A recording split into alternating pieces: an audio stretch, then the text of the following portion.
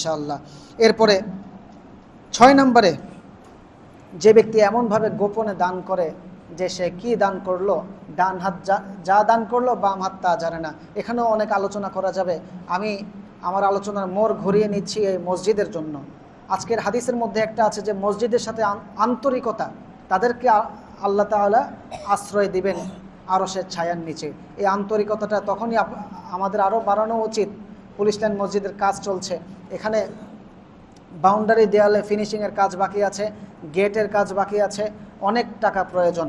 আরও মাত্র 5 লক্ষ টাকা হলে আমাদের গেট এবং বাউন্ডারি ওয়াল সব কিছু ইনশাল্লাহ সম্পন্ন হয়ে যাবে। এমনভাবে দান করবেন, দান করে এই মসজিদের কাজে আপনারা এগিয়ে আসুন, আপনাদেরকে ইনশাল্লাহ আল্লাহ তাআলা আরশের ছায়ার নিচে আশ্রয় দিবেন।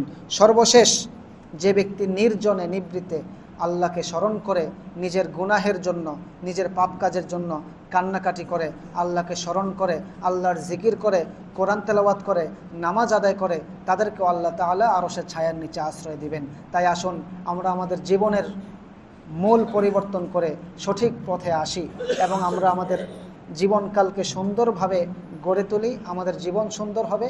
আল্লাহ তাআলা আমাদেরকে সবাইকে আল্লাহর আরশের ছায়ার নিচে আশ্রয় পাওয়ার তৌফিক দান করুন। আমিন। আসসালামু আলাইকুম ওয়া রাহমাতুল্লাহি ওয়া বারাকাতুহু।